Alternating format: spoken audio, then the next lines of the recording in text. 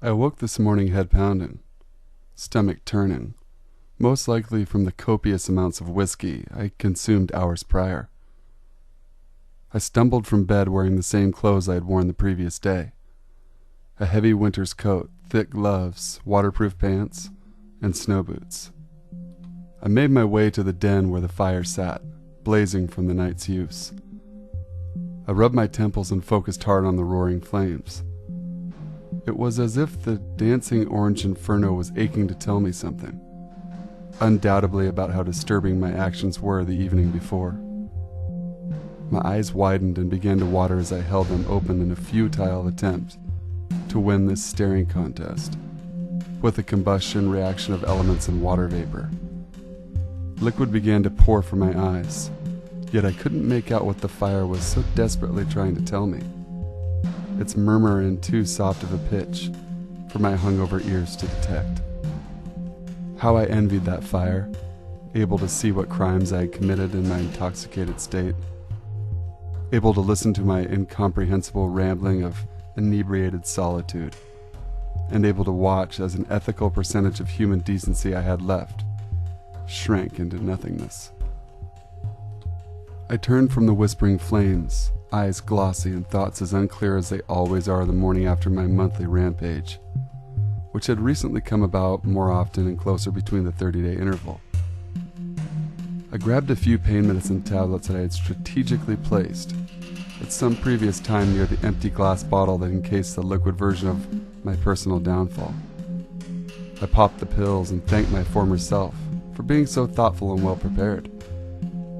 My bloodshot eyes shifted toward the ground of the foyer. Moments later, my brows furrowed in confusion.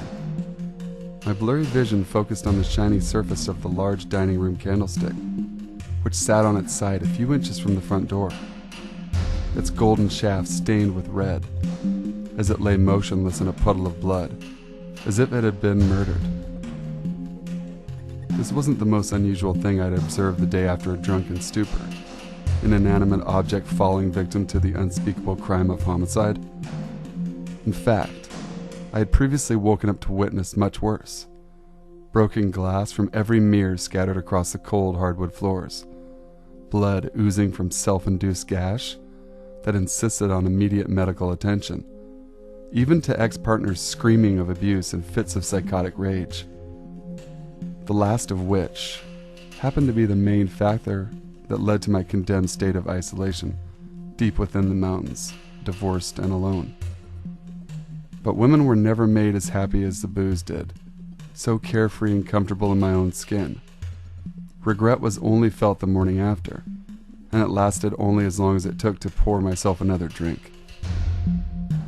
I examined my clothed skin. No sign of an exit wound where the blood on the floor could have expelled from. I felt no stinging beneath material that rubbed at my flesh as I walked. I glanced at the doorknob leading to the frigid temperatures of the outside air. It, too, was masked with dry blood, not fully latched.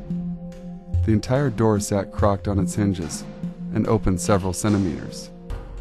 This was truly the only occurrence that struck me as odd. My curiosity about the death of the candlestick was quickly exchanged for alarm. The door had been slightly damaged since I bought the cabin a year before. It had to be lifted into its deformed wooden frame to latch shut. As far as I knew, I was the only one who could properly do so, due to endless attempts when I first moved in, being that I was both too cheap and drunk to fix it sit properly. Yet after each blackout, I would awaken with the door not only shut, but locked. Even deep within my own frightening oblivion, I knew bears were a serious danger. This led to a question that sent chills up my spine. Was somebody else here last night? I grasped the door handle, opening the large hunk of wood. Last night's snowstorm had blanketed the ground for as far as the eye could see with the purest shade of white. I stepped onto the front porch, while plumes of carbon dioxide became visible from each exhaled breath. I looked down. Small footsteps led from the porch to a wooden shack that sat 30 feet from my own. This wasn't an unusual sight. My cabin was only a fourth of a mile from a popular trail, and stragglers came and went as often as the wolves.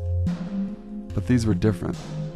They not only came obviously from within my home, but had minuscule spots of blood between each light footfall. I traced each previously laid step. The drips of blood slightly melted the snow from their warmth and grew in size as I progressed towards the shack. My footsteps sunk much deeper into the snow and sat closer together than the first set, making me think the individual who had left them had been running. In 20 seconds I stood at the shack's door. My heart began pounding. I felt beads of sweat being birthed from each pore on my forehead and stream down my face. I could feel my palms begin to clam up from beneath each glove, and every worst-case scenario cascaded through my thoughts. Bears, monsters, aliens, serial killers all flashed before my mind's eye. Fear established itself deep within my gut, and then ran through each vein until I was filled with numbing adrenaline. I swung open the door of the shed. I gasped in horror. An unconscious woman, half naked and spotted with cuts and blood, lay sprawled across the floor. I ran to her side and knelt before her. I spoke harshly to awaken her from slumber and shook her aggressively, but to no avail. I pulled off a heavy glove to check her pulse. I froze. Dried blood crusted over the epidermis off the hand. My eyes flew to a woman. I held my hand above a bloody handprint on her arm. It belonged to me. At this moment, I only knew two things for sure. One, the footprints leading from my door belonged to this woman. And two, I had killed her.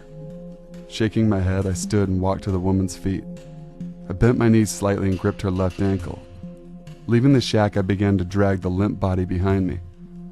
Her dead weight sunk into the fallen crystals, exchanging snow white for blood red as I heaved. Looking down, I knew one thing for sure. I'd have dinner for at least a week. Well, that was crazy stuff for sure, guys. That story was called The Cabin. It was on Creepypasta. Let me know what you guys think of the story. Leave a comment. Make sure to like, subscribe, and share the video, guys. And until next time, stay sinful.